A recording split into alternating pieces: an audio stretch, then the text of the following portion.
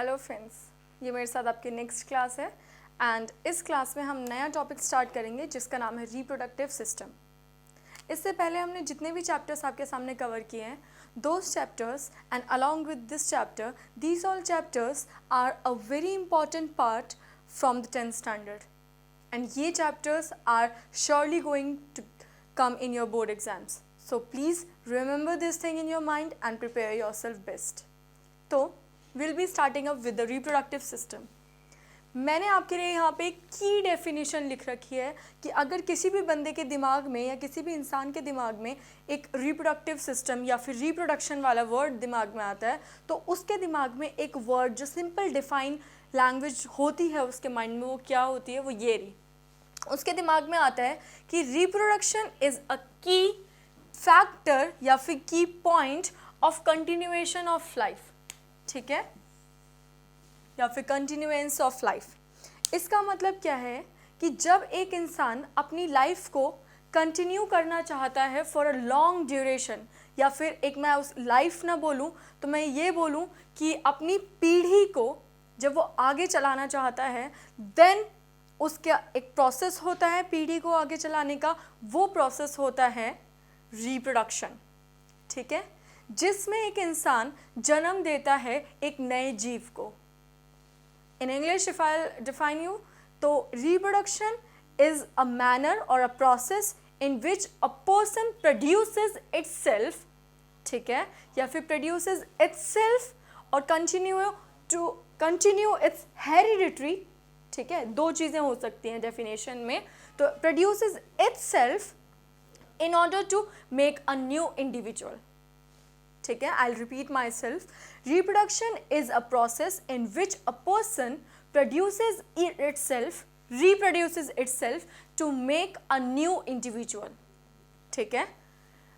ये थी हमारी नॉर्मल, एंड ये जो मैंने आपको बोली ये थी, मैं अगर बोलूँ कि इंग्लिश कन्वर्जन उस लैंग्वेज का या फिर उस वर्ड का रिप्रोडक्शन के मतलब का, तो ये है नॉर्मल, ठीक है, जो मैंने आपको समझाया वो भी लिख सकते हैं। लेकिन अगर मैं रिप्रोडक्शन को आपके लिए एक साइंटिफिक टर्म में डिफाइन करूं, ठीक है, ये तो हम रोज़मर्रा की ज़िंदगी में अगर जो हमारे दिमाग में आता है, मैंने आपको वो समझाया कि आपके दिमाग में फर्स्ट क्लिक क्या आएगा, या फिर किसी के भी दिमाग में फर्स्ट क्लिक क्या आएगा अगर मैं उससे पूछूंगी what do you mean bye reproduction, वो यही बोलेगा कि अपनी जनरेशन को आगे बढ़ाने के लिए एक प्रोसेस जो किया जाता है दैट इज़ रिप्रोडक्शन, ठीक है, जिसमें मेल और फीमेल इन्वॉल्व होते हैं या फिर कभी कभी नहीं होते किसी और केस में। तो उन सब बेसिस में मैं आपको सिर्फ डिफाइन करूंगी अब रिप्रोडक्शन, लेकिन साइंटिफिक लैंग्वेज में, ठीक है। आइए देखते हैं। So if I define reproduction in scientific language, I will be defining it as reproduction is a formation of new individual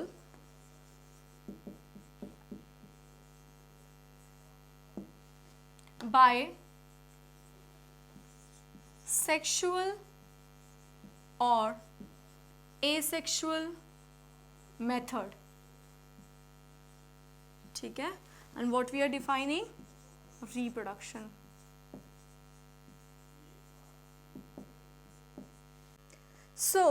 तो अगर मैं आपको वो जो साइंटिफिक लैंग्वेज में आपको बताने वाली थी वो रिप्रोडक्शन, वो क्या है, reproduction is a formation of a new individual by sexual और एसेक्सुअल मेथड, विच मीन्स कि रिप्रोडक्शन एक ऐसा प्रोसेस है जिससे एक जीव नए जीव को जन्म देता है, ठीक है, एंड उसके पास दो रास्ते होते हैं, एक सेक्सुअल वाला रास्ता और एक एसेक्सुअल वाला रास्ता। अगर वो सेक्सुअली प्रोड्यूस करेगा, ठीक है, तो उस टाइप की रिप्रोडक्शन को बोलेंगे सेक्सुअल रिप्रोडक्शन। अब वो एसेक्सुअली यानी बिना प्रेजेंस ऑफ सेक्सेस के रिप्रोड्यूस करता है, उसे बोलते हैं एसेक्सुअल मेथड। अब ये सेक्सुअल मेथड क्या होता है और एसेक्सुअल मेथड क्या होता है देखते हैं। मैंने यहाँ पे आपके लिए बनाया हुआ है कुछ छोटा सा चार्ट जिसमें मैंने लिखा है मेल एंड फीमेल। देखिए मैंने आपको बताया था कि सेल्स होते हैं, ठीक है। एक मेल और फीमेल में या किसी भी इंसान में जो सेल्स होंगे वो नॉर्मल सेल्स भी होते हैं, और नॉर्मल के अलावा उनमें अलग टाइप के सेल्स होते हैं, वो होते हैं सेक्स सेल्स, ठीक है। वो क्या होते हैं? सेक्स सेल्स, जिन्हें हम बोलते हैं गैमेट्स। क्या बोलते हैं? गैमेट्स। वो गैमेट्स क्या होते हैं? मेल में जो गैमेट होगा वो होगा स्पर्म, फीमेल में जो गैमेट होगा वो होगा एग, ठीक है।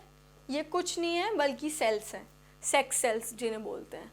जब मेल से उसका सेक्स सेल आएगा, ठीक है, एंड फीमेल से उसका सेक्स सेल आएगा, एंड जब ये फ्यूज करेंगे, ठीक है, during the time of coitus या फिर during the time of sex, उस टाइम पे क्या होगा? जाइगोट बनेगा। क्या बनेगा? जाइगोट। ये जाइगोट अपने आप को डिवाइड करेगा, ठीक है, और यही है मेरा न्यू इंडिविजुअल, ठीक है। ये अपने आप को डिवाइड करेगा और एक नया इंडिविजुअल खड़ा हो जाएगा या तैयार हो जाएगा या बन जाएगा, ठीक है।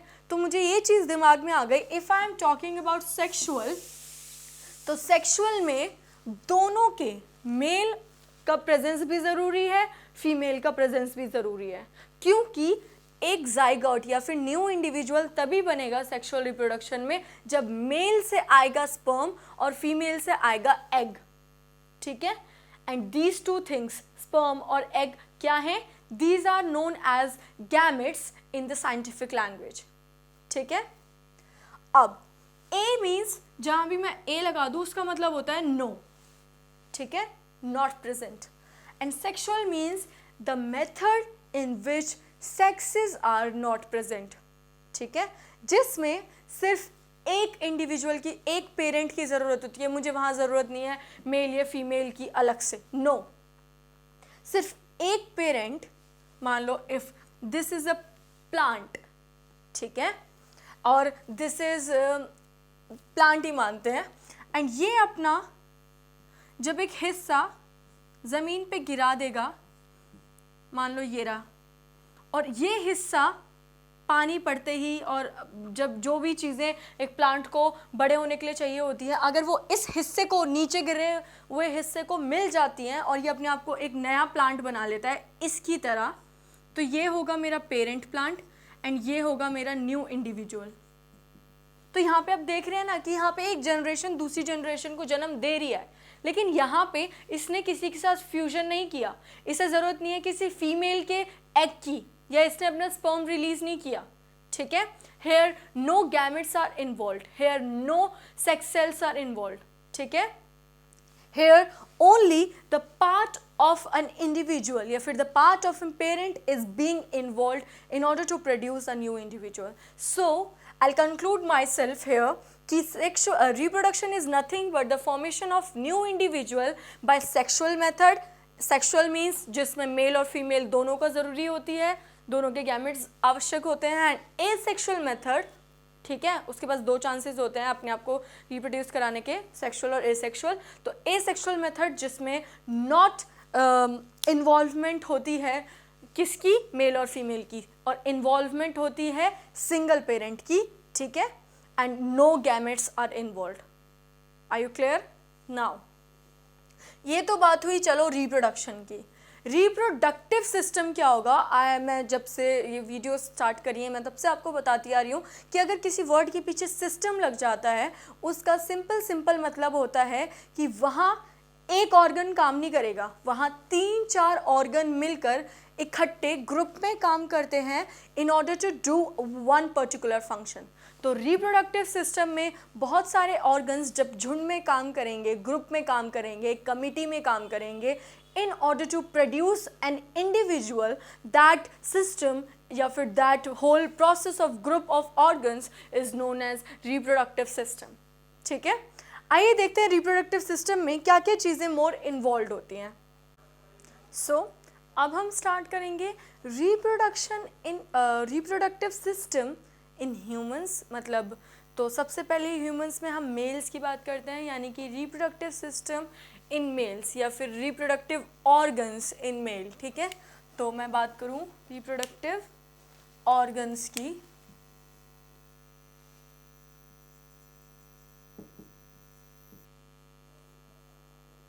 ठीक है, कि एक मेल में जब रिप्रोडक्शन होता है तो मेल की भी आवश्यक होती है। हम लोग फिलहाल पढ़ रहे हैं सेक्सुअल रिप्रोडक्शन, ठीक है। हमारे पास दो रिप्रोडक्शन थे टाइप्स, तो वो थे एसेक्सुअल जो कि ज़्यादातर प्लांट्स में भी हो सकते हैं एंड हाइड्रो वगैरह ये सब चीज़ें करती हैं, ठीक है।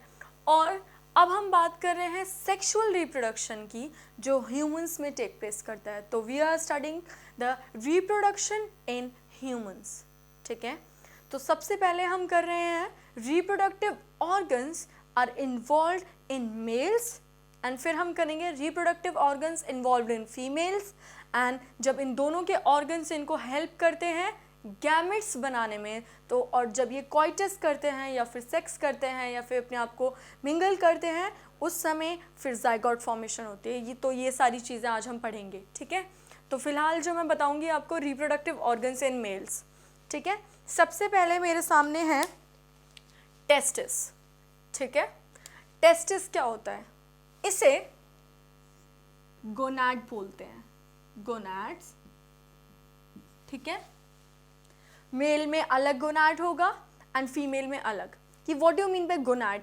Gonad is a room you can say, या फिर अ प्लेस और an organ where your gametes will be formed, ठीक है। हमारे गैमेट्स यानी कि स्पर्म इन मेल एंड ओवा या फिर egg in case of female, तो वो जहाँ जहाँ बनेंगे उन कमरों को या फिर उन ऑर्गन्स को बोलते हैं हम लोग गोनाड्स।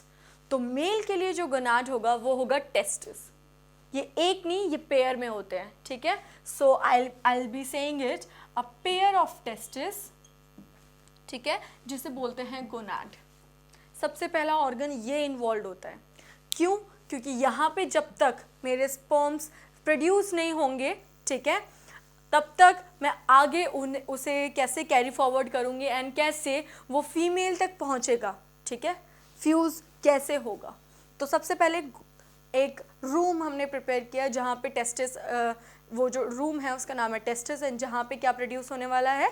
Sperms, our gametes. अब हम बात करते हैं स्पर्म डक्ट की, ठीक है। एक वो पाइपलाइन जो मेरे अब स्पर्म्स बन गए, and now these sperms have to be carried out from the body of the male in order to being or getting fused with the female egg, ठीक है। तो मुझे एक पाइपलाइन चाहिए होगी इन स्पर्म्स को उस रूम से या फिर उस टेस्टिस से बाहर निकालने की। वो स्पर्म्स इस पाइपलाइन के थ्रू बाहर आएंगे and when they will be coming out they will get fused, ठीक है। जो स्पर्म्स होंगे वो फ्यूज हो जाएंगे फीमेल के गैमेट के साथ and thereby producing a zygote. तो स्पर्म डक्ट, इसका दूसरा नाम जो साइंटिफिक लैंग्वेज में है वो होगा vas deferens,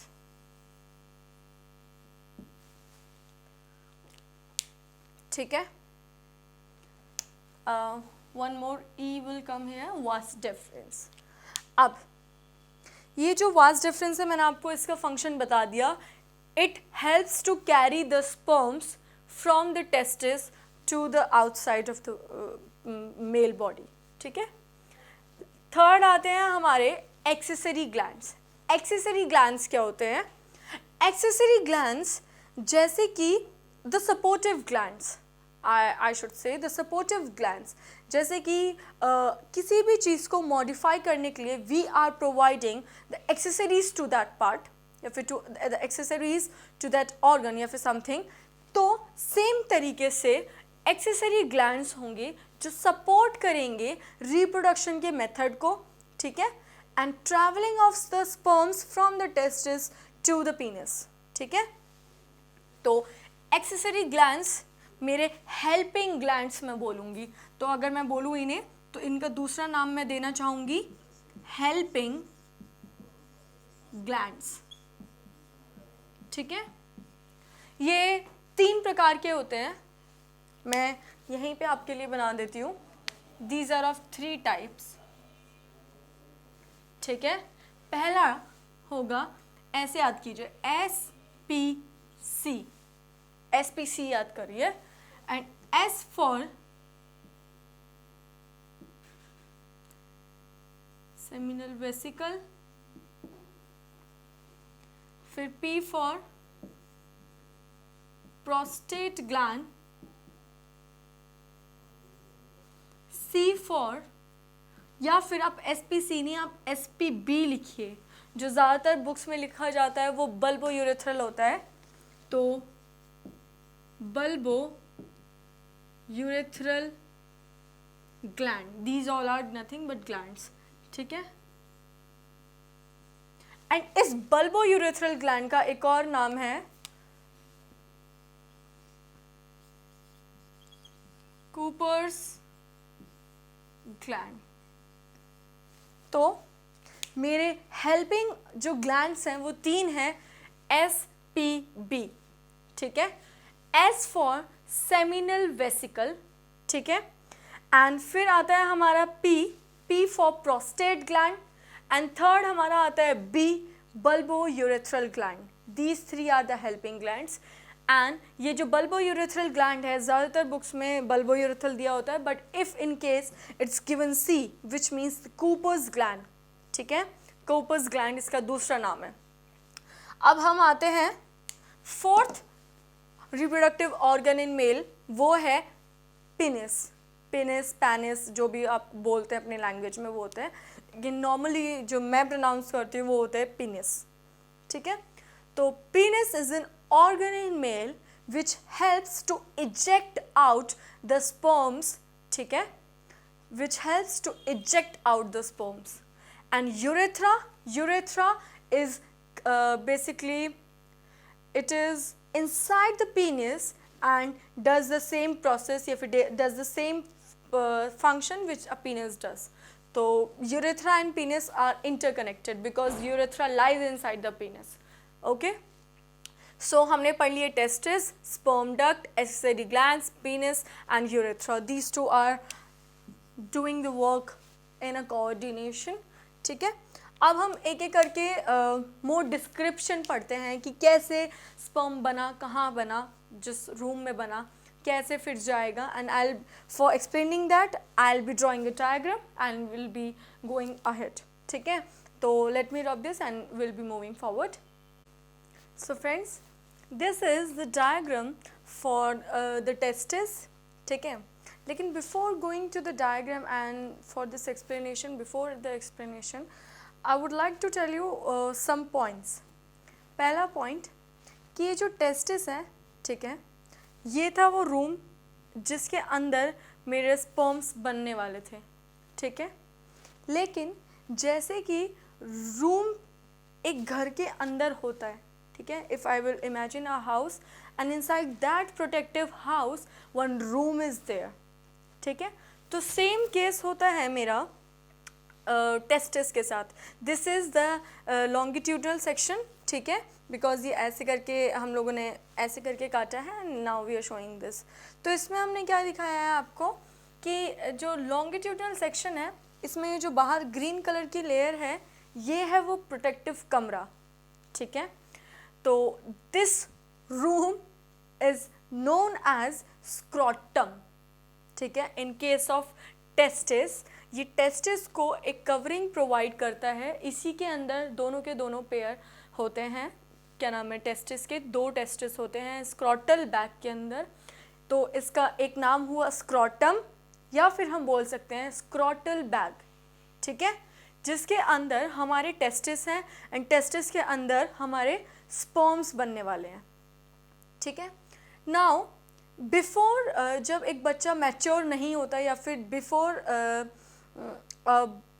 child gets birth, ठीक है, तो जब वो अपनी एम्ब्रियोनिक स्टेज में होता है, उस समय ये टेस्टिस एब्डोमेन के अंदर होते हैं बच्चे के, ठीक है, उस एम्ब्रियो के अंदर होते हैं। जब वो बच्चा बर्थ लेकर बाहर आता है, उसके कुछ पल बाद ही ये टेस्टिस डिसेंड हो जाते हैं इस स्क्रॉटल बैग में। विच मीन्स कि स्क्रॉटल बैग पहले खाली होता है, जब तक एम्ब्रियोनिक स्टेज चल रही होती है तब तक टेस्टिस उसके अंदर नहीं होते। लेकिन जैसे ही जो हाई प्रेशर से जब वो बच्चा बाहर निकल कर आता है तो ये टेस्टिस डिसेंड हो जाते हैं एब्डोमेन से नीचे स्क्रॉटल बैग में। ठीक है, अब जब कभी कभी ऐसा हो जाता है या फिर बाय डिफ़ॉल्ट कि ये टेस्टिस बाहर नहीं निकल पाते तो मेल में स्टेरिलिटी जनरेट हो जाती है, या फिर मैं बोलूँ हिंदी में तो बच्चा ना पैदा करने की क्या नाम है, कमी, ठीक है, वो हो जाता है मेल में, जिसे हम बोलते हैं स्टेरिलिटी। ठीक है, तो एबिलिटी टू प्रोड्यूस ख़त्म हो जाती है उसके अंदर, उस मेल के अंदर। तो मैं बात कर रही थी स्क्रॉटल बैग की। As we all know this scrotal bag is lying beneath या फिर below our abdominal level. Why, या फिर मैं बोलूँ it's not present inside the male body but outside. इसका एक रीज़न है कि क्यों ये सिर्फ बाहर ही प्रेजेंट होता है, क्यों अंदर नहीं होता, बॉडी के अंदर भी हो सकता था। ये इसीलिए बाहर दिया जाता है बिकॉज जो हमारे स्पर्म्स इस रूम में बन रहे हैं या फिर इस पूरे कमरे में टेस्टिस में गोनाड में बन रहे हैं वो स्पर्म्स, उनको एक पर्टिकुलर अमाउंट ऑफ टेम्परेचर की ज़रूरत है। ठीक है, हमारा नॉर्मल बॉडी टेम्परेचर 35 to 37 या फिर 40 भी चला जाता है कभी।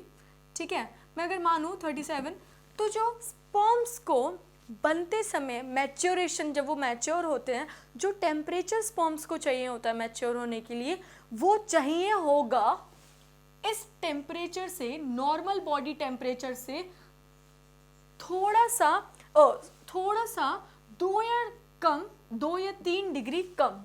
यानी कि अगर 37 इस समय बॉडी टेम्परेचर है किसी इंसान का, तो उसके मेल के टेस्टिस को चाहिए होगा कि भाई स्पर्म्स चाहते हैं 2 या 3 डिग्री सेल्सियस टेम्परेचर कम, which means they are asking if the temperature is 37 तो दे आर आस्किंग 34 या फिर 33।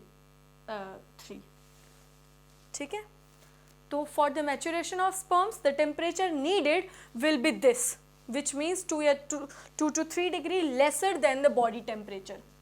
ठीक है, एंड देयरफॉर इसीलिए ऐसा होता है कि ये एब्डोमिनल लेवल से बाहर होते हैं, so that the sperms they can easily get mature at the optimum temperature they require। ठीक है, for the maturation। Clear?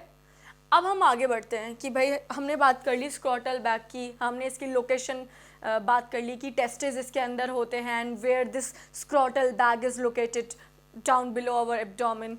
And now we will see another term that is कि स्ट्रक्चर क्या होता है टेस्टिस का, बेसिकली कैसे अंदर से दिखता है वो, तो उसमें क्या क्या चीज़ें होती हैं। जो मोस्ट इम्पॉर्टेंट जो स्ट्रक्चर होता है उसमें हम 2 चीज़ें करते हैं। पहला मैं बात करूँगी स्ट्रक्चर ऑफ टेस्टिस में, मैं बात करूँगी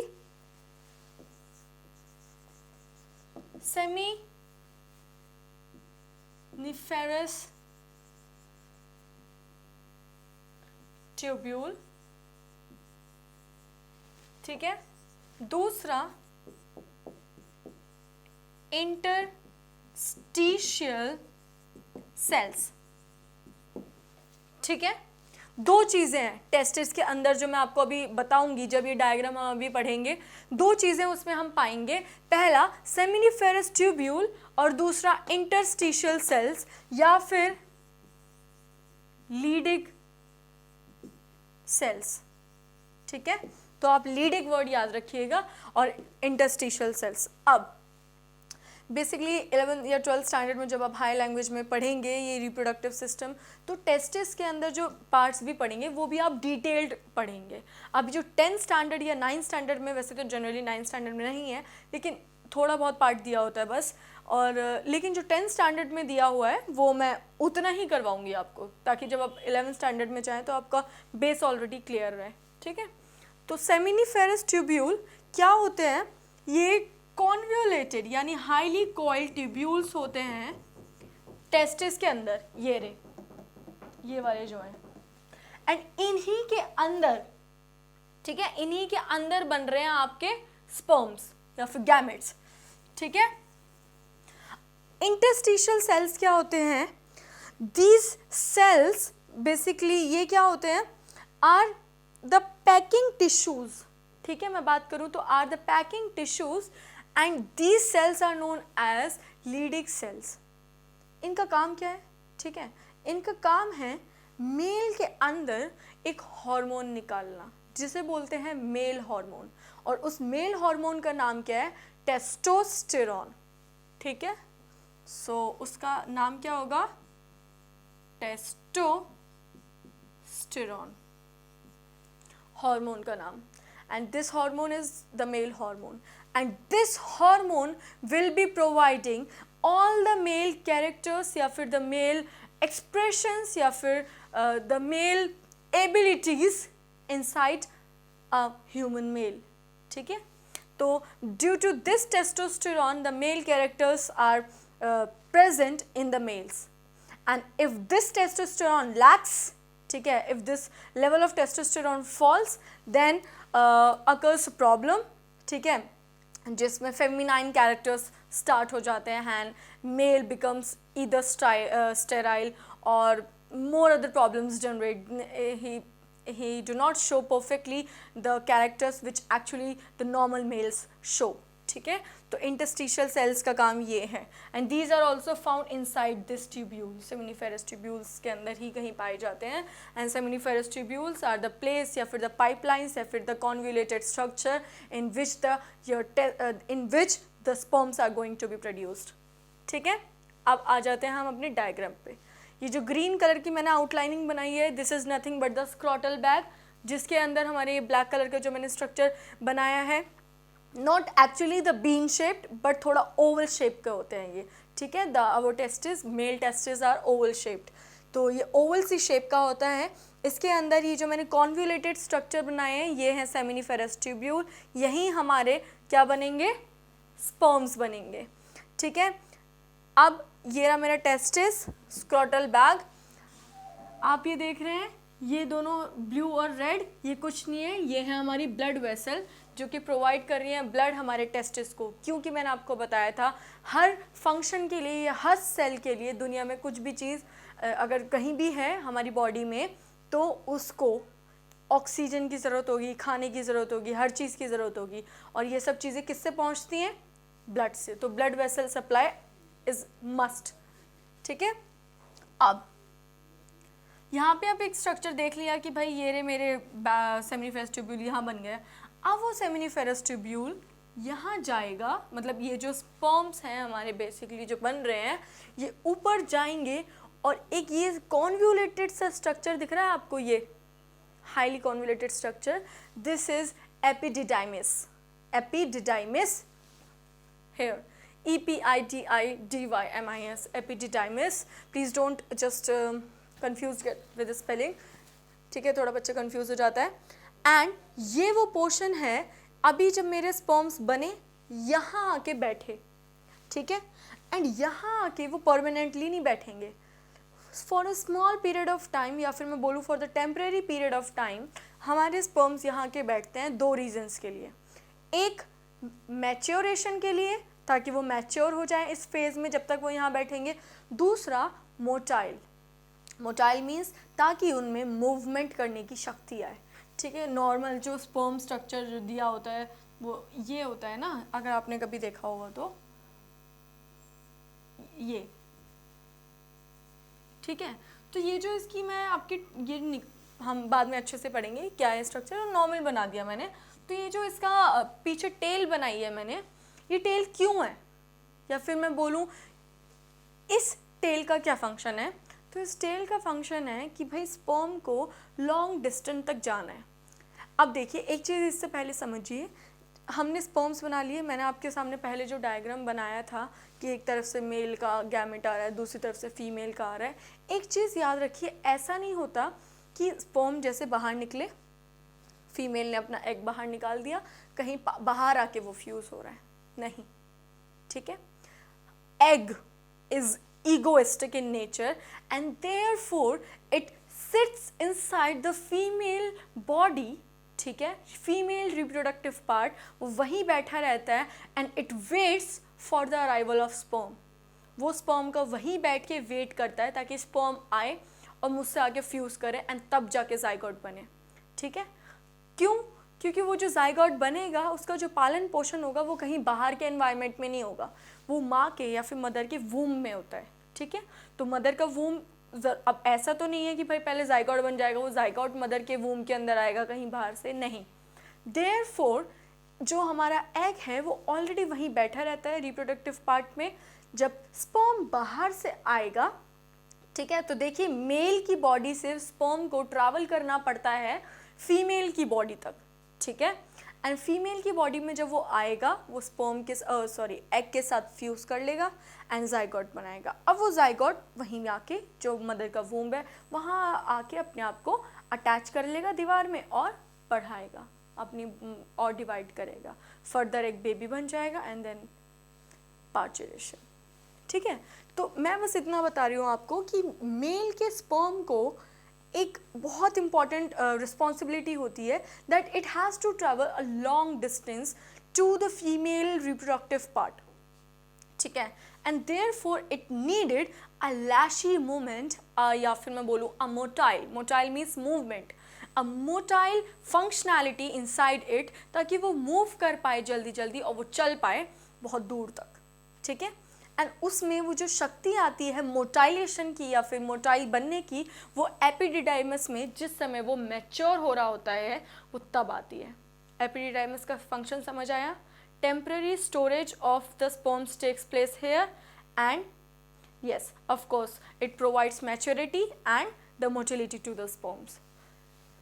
अब हम बात करते हैं आगे। ठीक है, फिर एपिडिडाइमस की जो वो कॉन्वोल्यूटेड स्ट्रक्चर है वो आगे गया and then occurs a sperm duct. ठीक है, क्योंकि अब मेरा स्पर्म अच्छे से मैच्योर हो गया and now I can lead my sperm outside the body via duct, via pipeline. ठीक है, उस कमरे से मैंने एक पाइप निकाला था ना बाहर स्पर्म के लिए, तो this is the room and here is that pipeline and this pipeline is nothing but our sperm duct, जिसका मैंने दूसरा नाम बताया था वास डेफरेंस। ठीक है, आई होप इट्स क्लियर। तो हमने पढ़ लिया सेमिनिफेरस ट्यूब्यूल का फंक्शन, टेस्टिस का फंक्शन, स्क्रॉटम का फंक्शन, एपिडिडाइमस का फंक्शन, वास डेफरेंस का function and the blood vessels, you know. अब हम आगे बात करते हैं कि हमारे जो मैंने इससे पहले डायग्राम बनाया था, मैंने आपको बताया था ना उसमें कि वहाँ पे एक्सेसरी ग्लैंड्स भी होते हैं जो कि इन सब चीज़ों के आगे बढ़ने में, यानी स्पर्म के ट्रैवलिंग में या फिर रिप्रोडक्शन में अच्छे से स्पर्म चला जाए बाहर और इन सब की हेल्पिंग नेचर प्रोवाइड करते हैं या फिर हेल्पिंग इंस्ट्रूमेंट प्रोवाइड करते हैं, as a they work as a helping instrument या फिर हेल्पिंग ऑर्गन। तो वो ऑर्गन्स क्या थे? Accessory glands. उन एक्सेसरी ग्लैंड्स को मैंने 3 हिस्सों में बांटा था, 3 थे वो accessory glands, that is S, P and C या फिर S, P एंड B, है ना, कुछ भी बोल सकते हैं, C या B कुछ भी बोल लो। Seminal vesicle, prostate gland and the last bulbourethral gland और द कोपस ग्लैंड। तो देखते हैं, मैं इसे रब कर देती हूँ एंड उसकी एक्सप्लेनेशन देती हूँ आपके सामने। तो फ्रेंड्स, मैं अब आ गई हूँ 3 जो हमारे एक्सेसरी ग्लैंड्स थे। ठीक है, मैंने यहाँ पे कुछ लिख रखा है, आप इसे नोट डाउन कर सकते हैं इफ़ यू वांट। एंड सबसे पहले आता है हमारा सेमिनल वेसिकल। ठीक है, इसका काम क्या होता है? It provides a medium for transportation of sperm. ठीक है, ये एक अपने अंदर से, ये तीनों ग्लैंड हैं, ठीक है, मैंने बताया था। एंड ग्लैंड हमेशा क्या करते हैं, उनका फंक्शन क्या होता है? कुछ ना कुछ सिक्रीट करते हैं। ठीक है, कुछ ना कुछ लिक्विड वो अपने अंदर से निकालते हैं। ठीक है, पहला जो ग्लैंड है सेमिनल वेसिकल, ठीक है, वो कहाँ प्रेजेंट है पहले हम वो देखते हैं। ये मेरा यूरिनरी ब्लैडर, ठीक है, ये मेरा टेस्टिस, ये स्पर्म डक्ट और ये यूरेथ्रा, ये जो यहाँ पीनिस के अंदर जा रही है यूरेथ्रा, पीनिस। एंड ये जो तीनों ब्लू कलर के हैं, ये हैं पहला S, यहाँ लिखती हूँ, पहला S, दूसरा P एंड तीसरा C या फिर B, ठीक है, SPB, ठीक है। अब मेरे जो ये तीनों ग्लैंड है, पहली लोकेशन में अगर इसकी बताऊं तो it lies below the urinary bladder, ठीक है, यूरिनरी ब्लैडर के बिलो है एंड ये यूरेथ्रा को कवर कर रहा है, ठीक है। अब ये हुआ इसकी लोकेशन। इसका फंक्शन क्या होगा, it provides a medium for transportation of sperm, यानी कि ये एक ऐसी सिक्रीशन अपने अंदर से निकालेगा जो कि स्पर्म को ट्रांसपोर्ट करने में, या फिर स्पर्म डक्ट से जब वो आ रहा है और बाहर निकलने की कोशिश कर रहा है, स्पर्म डक्ट से आ रहा है और बाहर निकलने की कोशिश कर रहा है, तो ये तीनों ग्लैंड्स, पहला ग्लैंड जो है सेमिनल वेसिकल, वो एक ऐसी सिक्रीशन निकालेगा जो और स्पर्म डक्ट में डाल देगा या फिर यूरेथ्रा में डाल देगा, जिसमें स्पर्म जो पहले स्लगिश कंडीशन में थे अब वो कैसे हो जाएंगे, एक्टिव हो जाएंगे, ठीक है। Now they will be moving faster, they will be more motile, ठीक है, तो they helps in the transportation of sperm, clear. Next is prostate gland. Prostate gland कहाँ प्रेजेंट है, just below the seminal vesicle and these are bilobed structure. Bilobed तो ये तीनों ही है, bilobed मतलब दो लोब, गोले, तो this are bilobed structure present beneath the seminal vesicle gland and above the prostate, above the bulbourethral gland, ठीक है। इनका काम क्या है, ये अपने जो सिक्रीशन निकालेंगे, that secretion will be in alkaline condition, या फिर एल्कलाइन नेचर की वो सिक्रीशन होती है। इस एल्कलाइन सिक्रीशन का क्या काम है, देखिए बेसिकली क्या होता है, अब मेरे को ये पता है कि इन तीनों की सिक्रीशन जा कहाँ रही है, अल्टीमेटली जहाँ मेरे स्पर्म्स हैं, या फिर मैं बोलूँ यूरेथ्रा पाइपलाइन में या फिर स्पर्म डक्ट में जा रही है, ठीक है।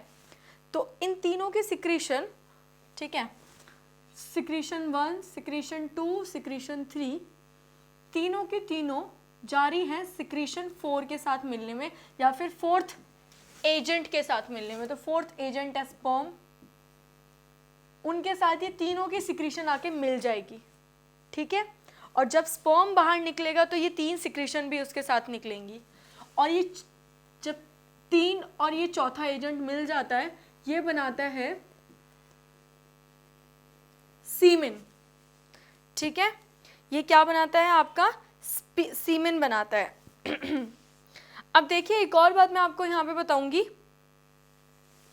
कि हाँ, तो मैं आपको जब बता रही थी यहाँ पे प्रोस्टेट ग्लैंड की एल्कलाइन सिक्रीशन, और मैंने ये बताया आपको कि ये जो एल्कलाइन सिक्रीशन है ये जाके मिल जाएगी स्पर्म्स के साथ। क्या काम है, जब बाहर इजैकुलेट होंगे स्पर्म्स या फिर बाहर जाएंगे स्पर्म्स और फीमेल के वजाइना में जब जा रहे होंगे ये sperms, along with the secretion of SP, जो P वाली सिक्रीशन होगी उसमें एल्कलाइन नेचर की, तो फीमेल के वजाइना में जहाँ पे जो वजाइना का नेचर है वो थोड़ा एसिडिक कंडीशन का होता है, ठीक है।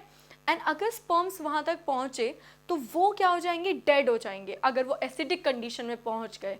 Therefore this alkaline solution along with the sperm, what they do, ये उस एसिडिक एनवायरनमेंट को न्यूट्रलाइज कर देंगे और sperms now are free and are prevented from this acidic environment and now they will be carry forwarding, ठीक है, with their function. तो basic जो मेन इंपॉर्टेंट चीज़ मैंने बोली कि प्रोस्टेट ग्लैंड का जो काम था मेरा एल्कलाइन सिक्रीशन का, वो ये था कि जब ये स्पर्म्स के साथ मिलकर जाएंगी बाहर और फीमेल के वजाइना तक जब ये ट्रैवल करेंगी, तो फीमेल के वजाइना में जाकर स्पर्म डेड ना हो जाए, उस कंडीशन से बचाने के लिए ये एल्कलाइन सिक्रीशन प्रोवाइड करेगा या फिर न्यूट्रलाइज कर देगा फीमेल के वजाइना में जो एसिडिक एनवायरनमेंट है उसको। अब आते हैं हम थर्ड वाले पे, बल्बोयूरेथ्रल ग्लैंड। ये भी बाइलोब्ड होते हैं, स्मॉल स्ट्रक्चर होते हैं, पोजीशन आप अपने आप देख लेना, यहाँ से बता देना, ठीक है। एंड इनका काम क्या होता है, it acts as a lubricant, ठीक है। जब स्पर्म्स ट्रैवल करते हैं स्पर्म डक्ट में या फिर यूरेथ्रा से जब बाहर जाते हैं तो उन्हें फ्रिक्शन, अगर उन्हें फ्रिक्शन प्रोवाइड हो गई तो वो फ्रिक्शन से रुक जाएंगे and they will lose their motility, movement अपना कम कर देंगे, and but they have to travel a long distance. So for that case ये लोग क्या काम करते हैं, ये इस सिक्रीशन से जब बाहर निकलेंगे सीमेन के रूप में, सीमेन मैंने आपको बता दिया क्या, ये तीनों की सिक्रीशन प्लस वो स्पर्म, तो ये एज अ फॉर्म ऑफ जब सीमेन बाहर इजैक्यूलेट होते हैं और फीमेल के वजाइना तक जाते हैं, तो तब तक स्पर्म्स कहीं फ्रिक्शन के कारण रुक ना जाएं बीच में. इस वजह से ये जो सिक्रीशन है बल्बोयूरेथ्रल ग्लैंड की, ये एक ल्यूब्रिकेंट की तरह एक्ट करती है. जैसे हम ऑयल या ग्रीस को लगाते हैं फॉर द स्मूथनेस, तो सॉरी, ये सेम फंक्शन करती है, स्मूथनेस प्रोवाइड करती है स्पर्म्स को. ठीक है, through out the male reproductive organ जब स्पर्म्स ट्रैवल करते हैं, एंड टिल द एंड जब वो फीमेल रिप्रोडक्टिव ऑर्गन तक नहीं पहुंच जाते तब तक ये प्रोवाइड करती है ये smoothness, alkalinity and yes of course that activeness. ठीक है, एक्टिवनेस, एल्केनिटी एंड ल्यूब्रिकेसी, ये तीनों चीज़ प्रोवाइड करी जाती हैं इन तीनों एक्सेसरी ऑर्गन्स के. सो आई होप इसका फंक्शन अच्छे से आपको क्लियर हो गया होगा कि क्यों मैंने आपको बताया था कि they are acting as a helping glands और द हेल्पिंग हैंड्स. ठीक है,